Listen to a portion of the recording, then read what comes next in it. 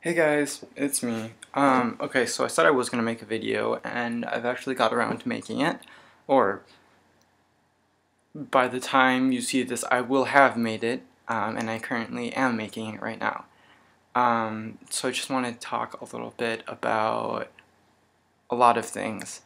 And now I'm gonna go see what I actually wanted to talk about, because I can never remember. Tags, personal, that's me. Yeah, okay, so first off, I wanted to talk about the deconstruction of zombies and why they won't work slash will never work. Okay, so let's think about this. If we're thinking about your basic undead, it's because they have died of something and something infected them, correct? What I don't understand is everything. Think about basic viral transmission.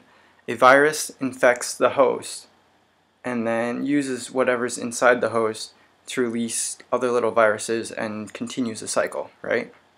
So in theory, if you're gonna make zombies, you're gonna need something that's alive. And okay, you can't transmit things if you're dead. And then okay, in AMC's The Walking Dead, zombies reactivate your brain, right? Okay, let's think about this. The brain is the control center for your head, basically. And a control center needs basically power. And if you are dead and your heart is not pumping, you do not have power. It's not going to work. And, okay, how does your body move? Like, okay, wow, I use that phrase a lot. But basically, the brain, you move, your body functions through electrical impulses, and electrical impulses are generated through God knows what. I actually should look that up, but basically, it's not going to work because you have no blood flow and therefore no power. So how are you going to even move?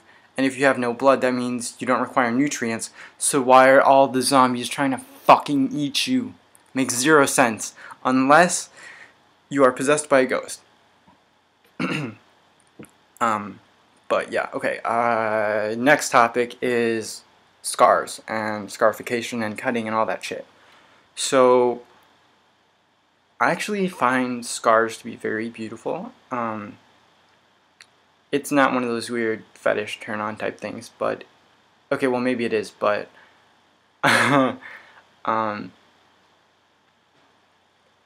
when you think about it,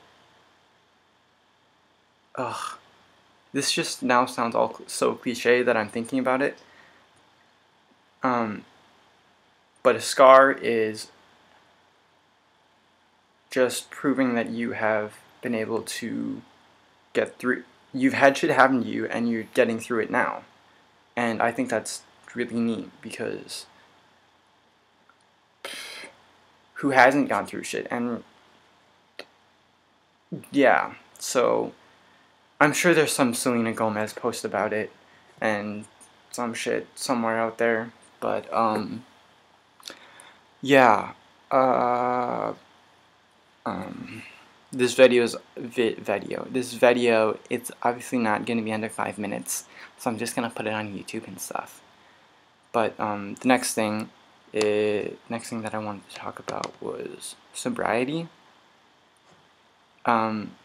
And this may or may not be like a highly contested subject or whatever, but I don't really like it, because if you think about everything you do is art. It doesn't matter if you're just driving to work or if you're eating some fucking noodles or something. Everything you do is from a singular perspective, yours. So if you add, I don't know, alcohol, that's a very popular one, which I'm not that fond of. It gives a different perspective. So instead of a single point perspective, you have a 2-point perspective. And then the more things you add, the more perspectives you get on your life. And I just think that's really neat. Obviously, the point where it gets out of hand is when you're abusing stuff and just abusing stuff and basically wrecking your life, which is basically how I came to be. Very long story, which I do not feel like telling because it's slightly personal, but I feel that the occasional use of substance is okay. Obviously, when you get into the harder stuff like meth, heroin, crack, I don't think that that's just a good idea at all. Although, I mean, the Rolling Stones, Aerosmith, some good shit came out of that, but look at them, they're all and stuff. So, that's basically all I wanted to talk about. And, I want a cat, guys, because I could have just told this to a cat and he would have just sat there and been like, yo, okay, I totally get it. I'm not saying anything back. Because he's a cat and he doesn't have... I'm nuts. But anyway, there's a little bit of that.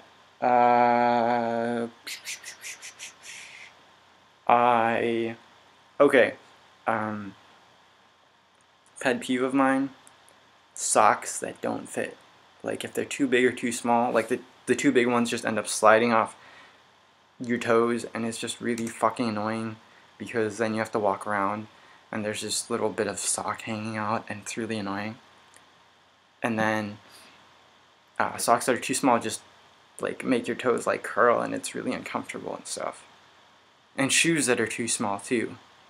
Shoes that are a little bit too big are okay because they're really comfortable.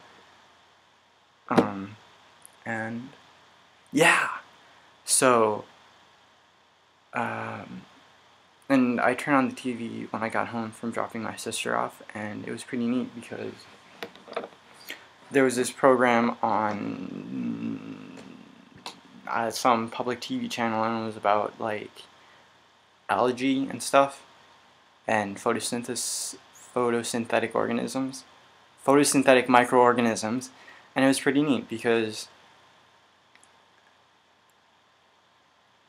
in science, we're always going towards bigger and better things, right? Like the car. Okay, well, maybe not always, but we're tending towards bigger and bigger and greater and better. When if we really just look around and focus on nature, you can get some pretty amazing stuff. Because, I mean, if we could harness photosynthesis, we wouldn't have an energy problem. Because, I mean, we could just, like, cover our whole house in that, in green siding or whatever, and just get your power from there. Which might be a problem if you live in the Arctic, but then again, there are organisms that flourish up there because of adaptations that have allowed them to absorb the maximum possible sunlight and stuff.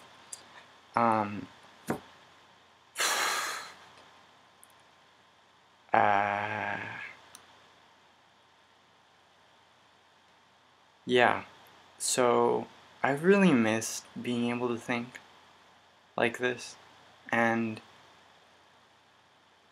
I don't know, I just feel better in general, even though like mood swings are like everywhere, but in general it just feels, I feel more sane, which is kind of sacrilege to think that way because I'm fucking nuts in general. But yeah, so there's a 10-minute slice of my life given to you through the medium of the glorious internets and stuff.